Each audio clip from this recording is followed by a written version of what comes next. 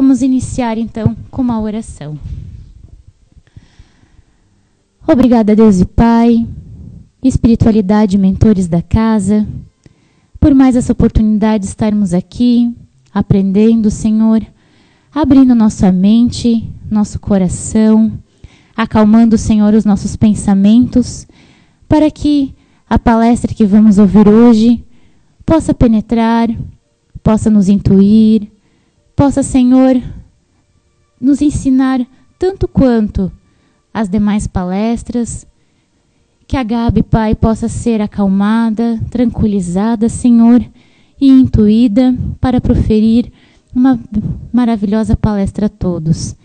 Que a leitura possa vir de cunho a esclarecer mais o tema, Senhor, e preparar ainda mais para o que vamos ouvir esta noite. Que assim seja. Afugenta o melindre da área do teu comportamento pessoal. Sempre encontrarás pessoas simpáticas como inamistosa pelo caminho por onde segues. Não vale a pena melindrar-se remoendo insatisfação. Toda marcha está sujeita a tropeços e dificuldades, que constituem desafio e imulações para o avanço. Uma jornada sem problemas torna-se monótona e desmotivadora. Tu cresces em razão das lutas em que enfrentas. Permanece, pois, de bom humor sempre, mesmo diante das pessoas congeladoras ou agastantes.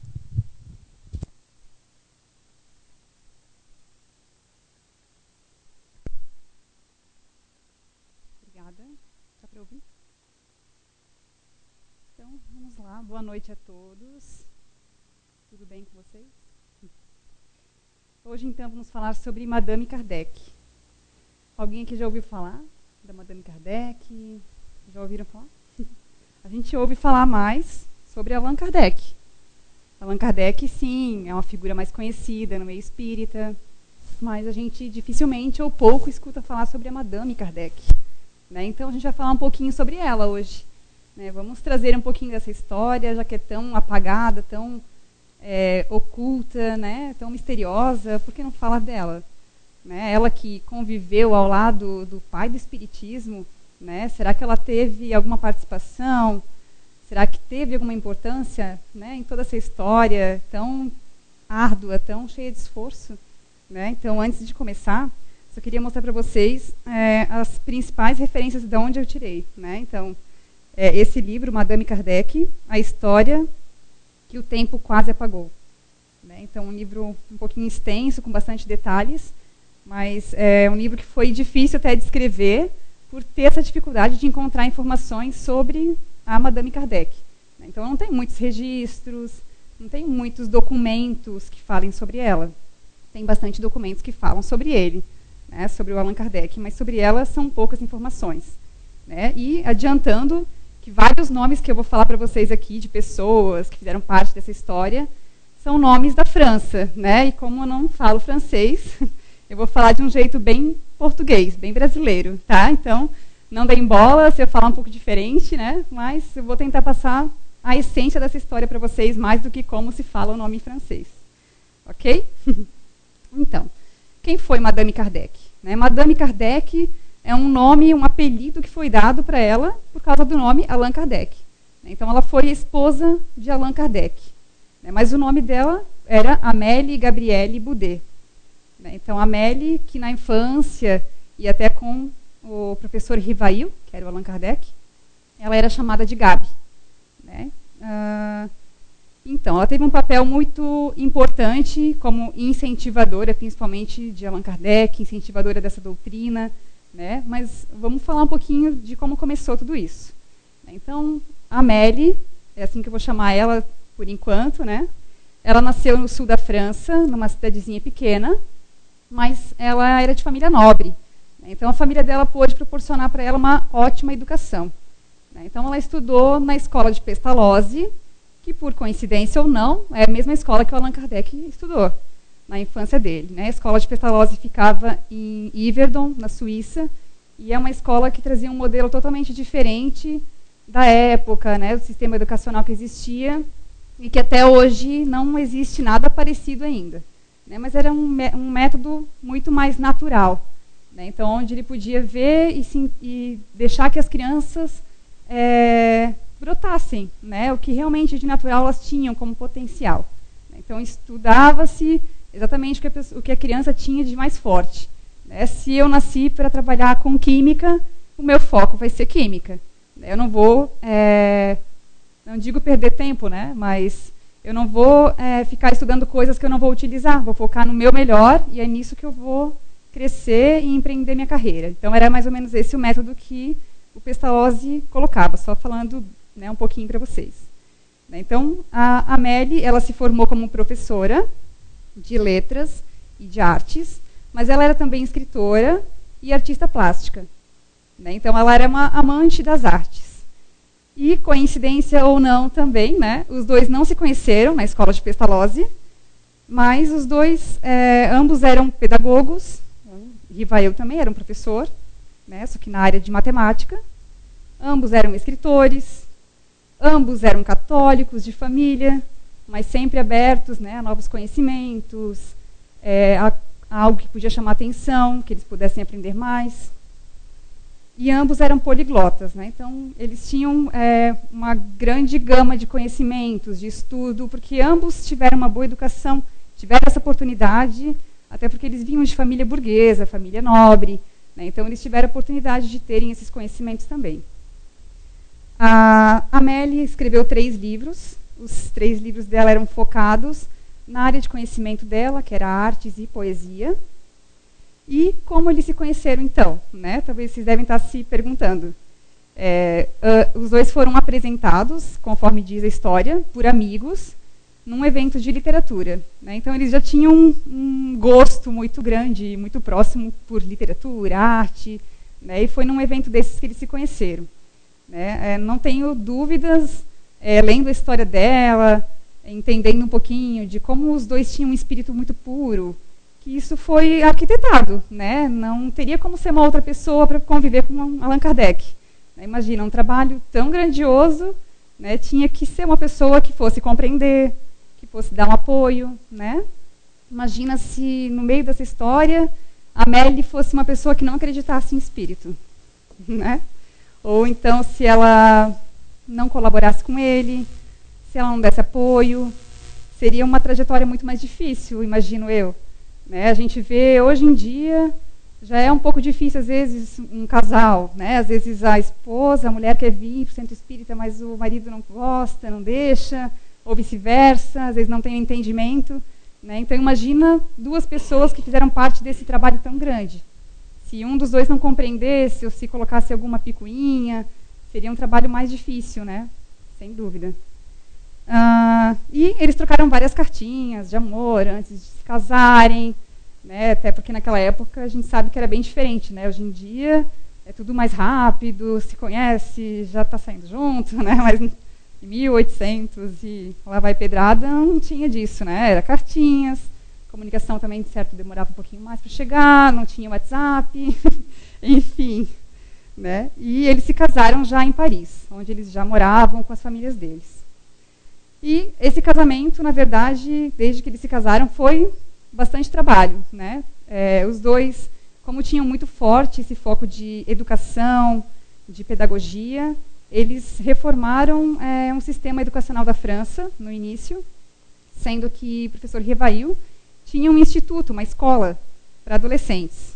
Então, eles pegavam todos os tipos de adolescentes, sejam adolescentes de boa família, sejam adolescentes de famílias desestruturadas. Né? Então, até comentava-se na época que eles pegavam os piores casos de adolescentes para colocar na linha, para educar, enfim. Eles tinham muito forte essa coisa de ajudar, de não ficar escolhendo o que é mais fácil. Né? Então, desde o começo, eles tiveram essa jornada de mais esforço. Né, e dá para sentir bem pelo trabalho que Allan Kardec fez, inclusive, que foi um trabalho muito grande em pouco tempo. Né, então, eles trabalhavam arduamente. Né, e foi depois de uns 20 anos, após o casamento deles, que veio, então, para a Europa aquele fenômeno, né, das mesas girantes, as mesas que falavam, né? Então veio dos Estados Unidos para a Europa, e naquela época, quando começou, para quem já ouviu um pouquinho de espiritismo básico, né, era uma febre, era um passatempo, né, as pessoas marcavam um horário para se reunir, para brincar com as mesas que falavam, né, para tentar adivinhar o que acontecia com a vizinha, para, enfim, né, tentar saber coisas até pequenas, né, que talvez se a gente for ouvir hoje, a gente vai dizer, meu, mas só para ouvir isso, que coisa tão pequenininha, né? E depois que passou um pouquinho mais da febre, é lógico que os amigos desse casal, né, que já frequentavam, eles pensaram, vamos levar ele para lá, o professor Rivail vai dar uma opinião sensata, vamos ver o que ele acha disso. Né, ainda mais que Rivail já estudava sobre magnetismo, né, ele tinha algum conhecimento sobre energia, ele era muito voltado para essa área também. Né, então eles foram numa dessas sessões para conhecer, para ver do que se tratava, e de começo ele realmente pensou, não, isso deve ser o magnetismo das pessoas, né? Elas estão ali reunidas, estão fazendo uma concentração de energia, a mesa vai levantar com essa concentração de energia, né? Foi o primeiro entendimento que ele teve.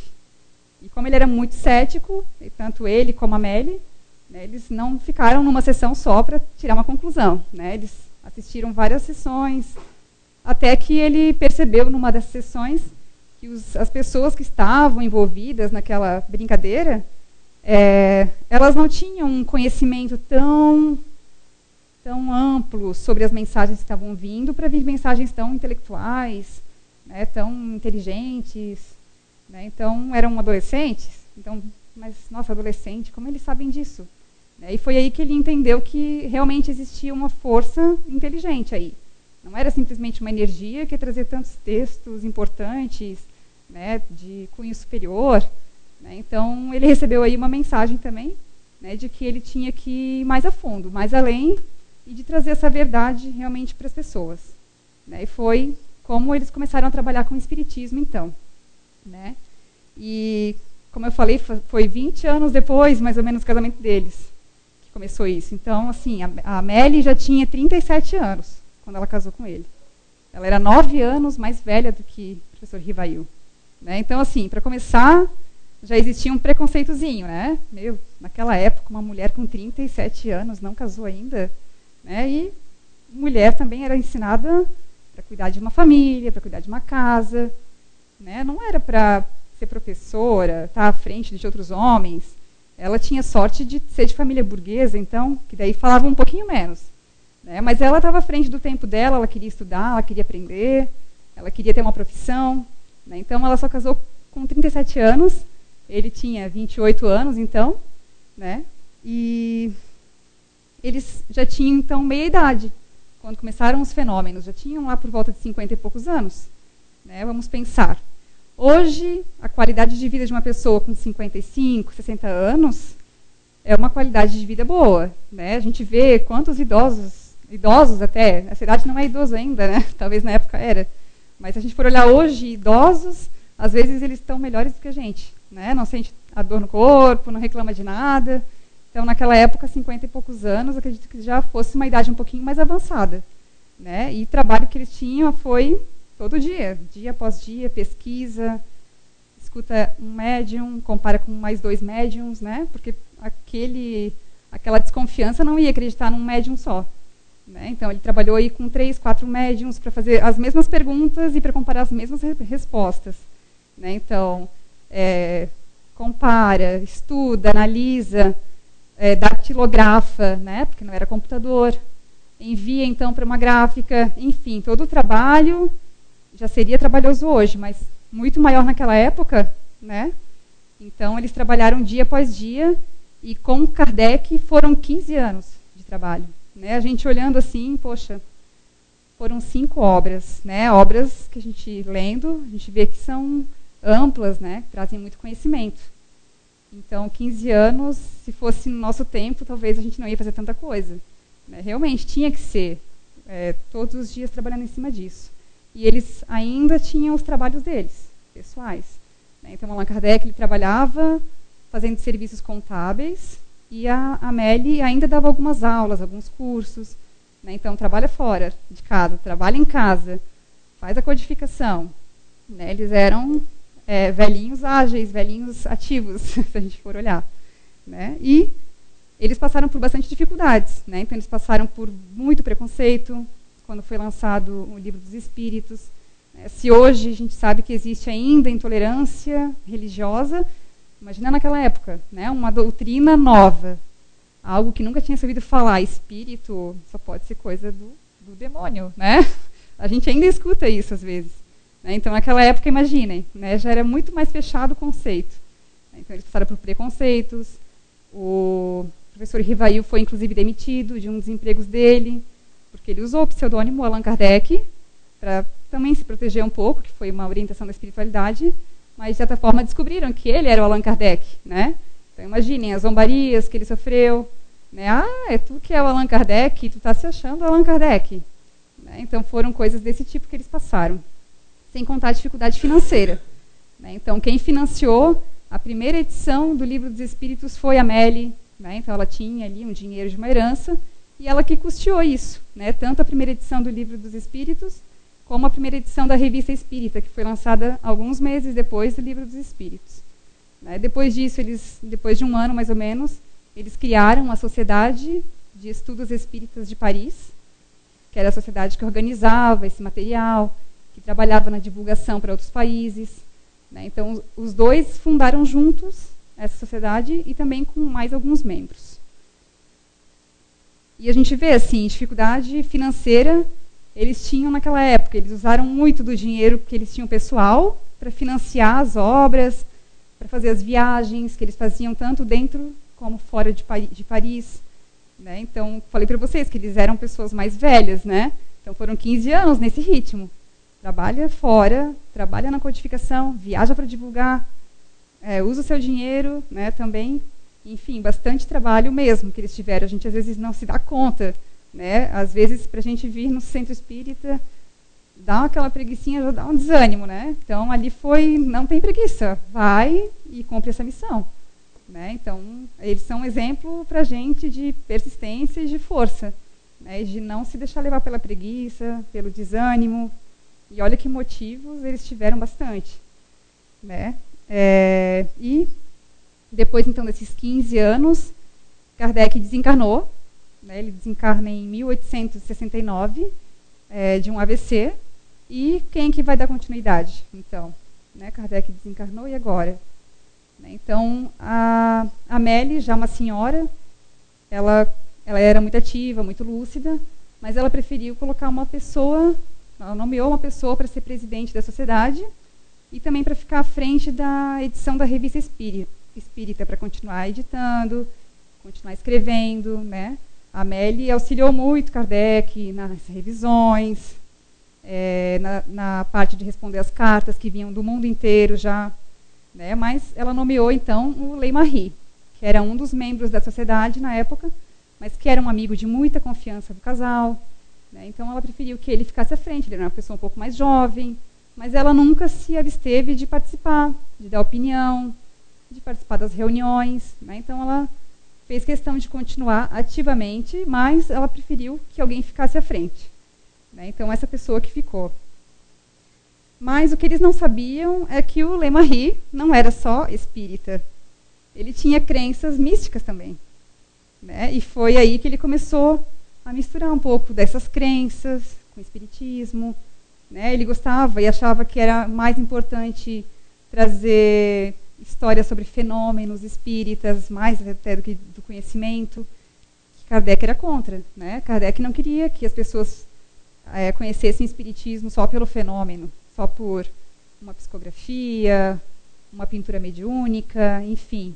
Né? Ele acreditava que o conhecimento aqui iria trazer as pessoas à luz, né? Porque o espiritismo é a doutrina que traz a clareza para a gente, que traz o ânimo, traz a crença na felicidade futura. Né? Mas, para que eles conseguissem mais assinantes para a Revista Espírita, o Ley-Marie achou que era interessante colocar alguns fenômenos ali, né? Para que atraísse as pessoas. E aí a Amélie não tinha mais voz ativa. Né? Ela tentava dar opinião, mas ela era um pouco deixada de lado. Então, esses são alguns episódios que conta no livro que a gente não ouve falar muito fora, né? Então, porque a única referência mais forte sobre isso se encontra num livro, num dossiê, na verdade, de uma amiga deles que passou a conviver com ela depois do desencarne do Allan Kardec. Ela meio que ajudava nos serviços da casa, cuidava, fazia companhia. Então, ela escreveu um grande dossiê, mas em forma de denúncia mesmo, né? De colocar a boca no trombone, divulgou, editou, vendeu não, distribuiu, né? Para onde ela podia, que ela sabia que tinha pessoas que conheciam o espiritismo. E esse é o livro que o autor mais usou para colocar esses detalhes que a gente quase não escuta falar. Né? Então, aí veio mais um trabalho grande para a Amélie, né? Porque diante disso, ela não era mais ouvida, né? Ela via que a doutrina estava seguindo um caminho que não era o caminho que ela e o Kardec previam no começo. Eles queriam que continuasse como estava, né? Então, ou que agregasse mais conhecimentos, mais estudos científicos, enfim. Né? Mas como não estava acontecendo, essa amiga, que é a Fropo, que eles chamam, e o Gabriel Delany, que talvez vocês já ouviram falar um pouquinho, eles fundaram uma outra união, União Espírita Francesa, meio que uma concorrente assim da sociedade que eles tinham criado anteriormente. E criaram também um periódico chamado O Espiritismo. Então, tinha a Revista Espírita e a Sociedade, e criou-se uma União Espírita e um outro periódico chamado O Espiritismo. E nesse periódico eles colocavam informações para clarear, esclarecer algumas notícias equivocadas que estavam sendo colocadas lá na Revista Espírita. Então, a Revista Espírita ela teve esse caminho, né, de continuar misturando as coisas, até que lá no final, em 1900, quando Leymarie já tinha desencarnado, que ficou por conta do filho dele, né, se equivocou mais ainda, virou meio que um jornal de classificados. Um pouco místico, né? Vende-se bola de cristal, vende-se, sei lá, tal carta que vai prever o futuro. Então, virou uma coisa meio irônica, assim, até então a revista ser fechada definitivamente. O que é bastante triste, né? Porque quem leu já a Revista Espírita, ou se um dia vocês tiverem a oportunidade de ler, vão ver que aí tem muita informação que acrescenta ainda mais às obras da codificação. Né? Mas continuando aqui na Amélie, a Amélie, então, desencarnou com 87 anos. Ela desencarnou em 1883. E ela teve um mal súbito e uma queda. Né? Então, nessa queda, ela bateu com a cabeça e ali ela não resistiu, ficou um dia, algumas horas ali ainda agonizando, mas logo desencarnou. Né? Então, depois que ela desencarnou, na mesma semana, segundo diz esse dossiê, né, que foi escrito pela amiga, os sócios, o Leymarie e outras pessoas, romperam os lacres da casa e foram selecionar, fazer uma triagem do que era importante e do que não era importante para eles. Né? Então, o que mais eles selecionaram para guardar mesmo eram as informações do Kardec. Né? Alguns documentos, algumas informações, e as informações que falavam mais da Amélie foram descartadas. Né? Então, certificados de cursos foram descartados. Diz a amiga dela que, inclusive algumas informações psicografadas que ela achava interessante foram queimadas. Né? Então, eles chamaram de o auto de fé dos Kardec. Né? Teve o auto de fé de Barcelona e eles chamaram de o auto de fé dos Kardec. Porque muita coisa foi eliminada. Né? Muita coisa que talvez poderia auxiliar hoje a gente saber, ter mais informações sobre a família Kardec, sobre a Amélie, né? Tudo isso foi deixado um pouco de lado. Né? Talvez na época eles não acharam interessante, ou até já existia, como a gente percebe, né, essa picuinha aí no meio espírita, picuinhas que a gente sabe que sempre existem, não é só no espiritismo, existe em qualquer religião. Né? Existe porque nós somos humanos e existe entre as pessoas. Né? Que a gente não pode negar ou desacreditar na doutrina, ou na religião, né? O que melhor a gente escolhe para seguir. Né? Então, objetos que eles tinham em casa, objetos de arte da Amélie, esses foram vendidos para sucateiros a valores super, super simbólicos, assim, só para, não, leva, vamos se desfazer disso aqui.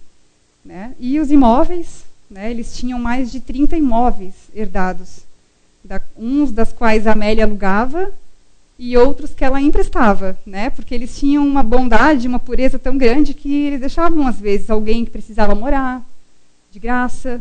Né? Então, e ela, com 80 e poucos anos, ali antes de desencarnar, ainda administrava todos esses imóveis.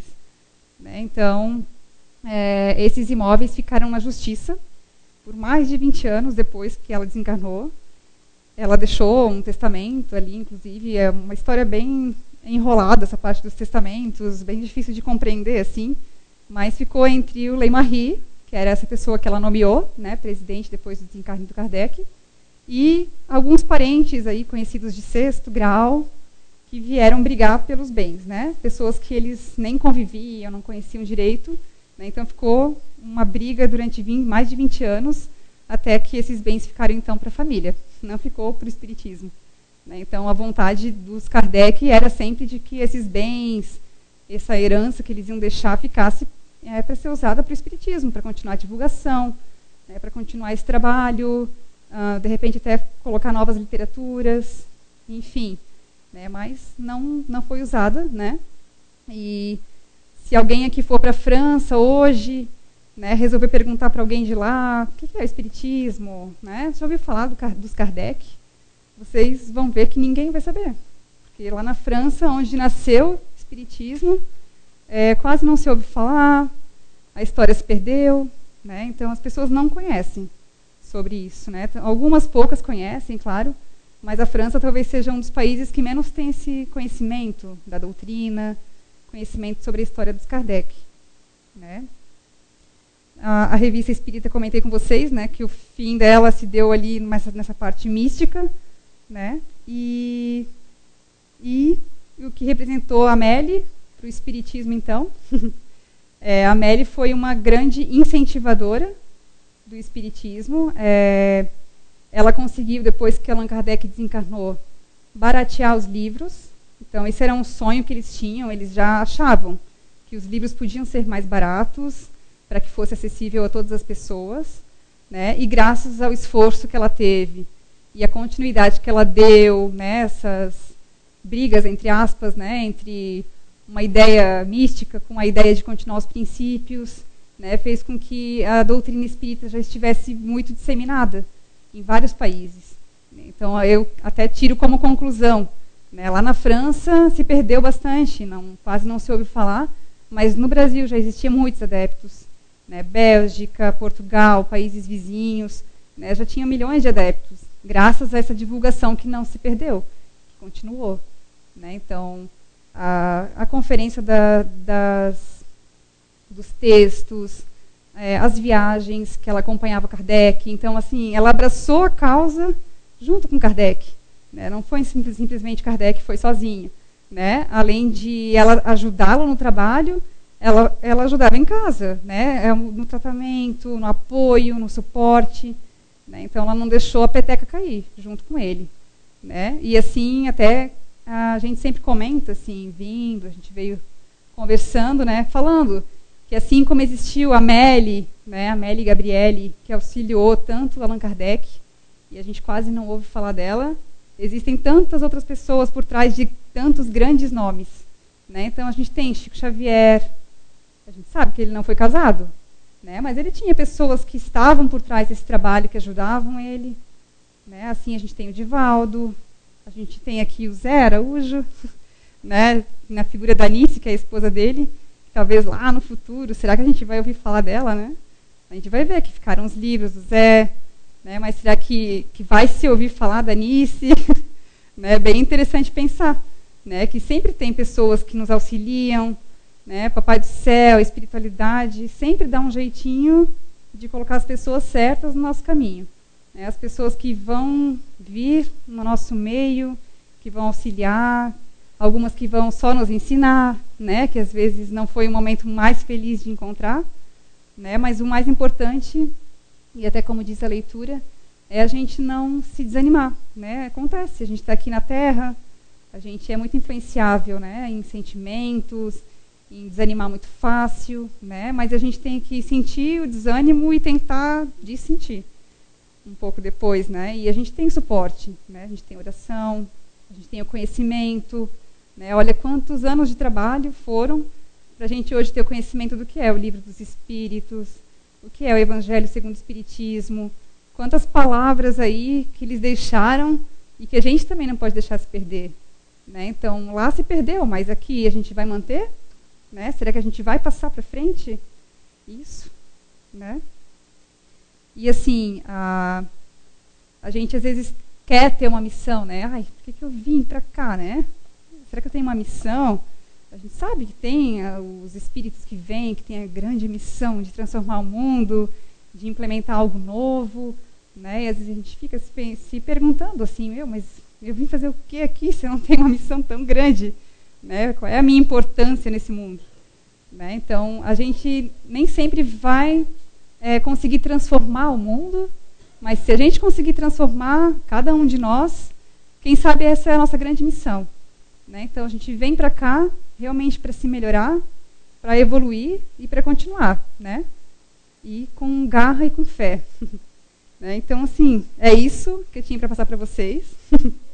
Um pouquinho sobre a história da Amélie Gabriele Boudet, né? E que a gente possa levar um pouquinho dessa história, desse exemplo de perseverança e de força nos nossos corações, na nossa semana, né? Para que a gente se espelhe um pouquinho nela também, né? De não deixar a peteca cair mesmo nos momentos mais difíceis. Ok? Obrigada.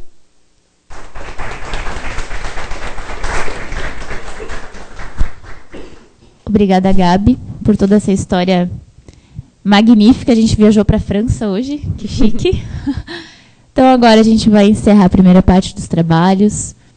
Vou pedir para todo mundo se acalmar toda essa imaginação que a história